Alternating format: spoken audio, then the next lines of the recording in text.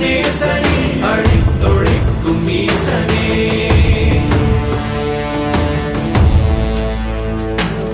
இல்லாமல் ஆடும் பந்தமே கல்லாகி நிற்கும் முந்தமே கல்லாயங்கட்கு சொந்தமே எல்லா உயிர்க்கும் அந்தமே